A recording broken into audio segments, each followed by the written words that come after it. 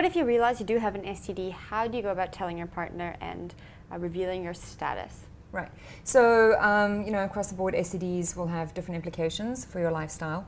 And I think it is very important to know that the stigmas around sex and the stigmas around STDs make it very difficult for people to talk about their status, to share their status, and to accept another person's status, because we've really blown it up into something that's like a lot worse than eating yourself into type 2 diabetes. Yeah. It's just like any other infection. Honestly, like people will go like, it's a bad, you made bad, evil choices. Well, I feel like a bad choice is working yourself to a stress standstill and into hypertension and a stroke. I think that's a bad life choice. Yeah.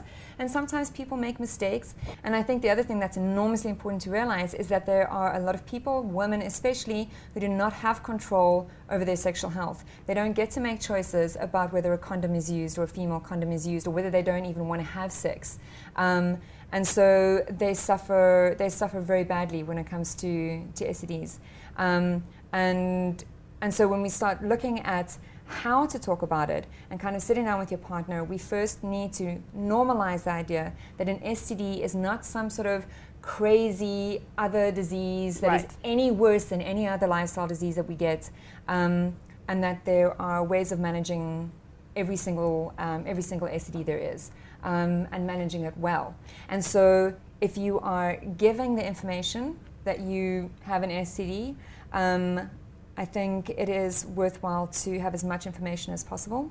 It is worthwhile to take your time about it and to include someone else in the conversation if you can't have it. If you need to tell someone that you are HIV positive or any other STD that you don't feel comfortable telling your partner, use the resources available. If that means you need to go to your GP or to a clinic or to a counselor to help you mediate that conversation, then by all means, the resources are there for it.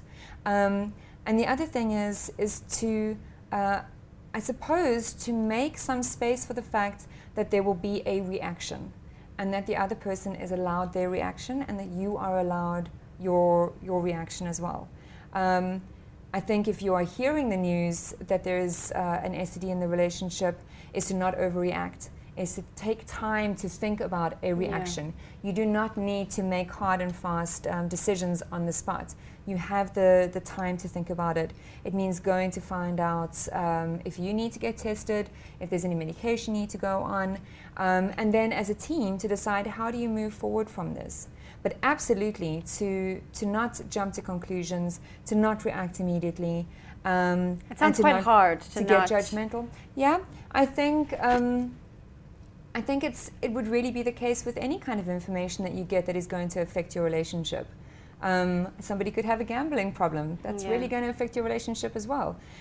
Somebody could have lost all their money. Someone could have cancer. I think it's very necessary for us to just kind of move the STD conversation back where it belongs, which is there are issues that come with being human, and when we talk about them, we react and deal with it in the same way we would deal with anything else. It is no different, it is no grander, it is no more frightening, it is no more nightmarish, it is just one of the other things we deal with. And so we become comfortable with that by talking about it, by educating ourselves, and by really fighting and challenging stigmas around sex and STDs.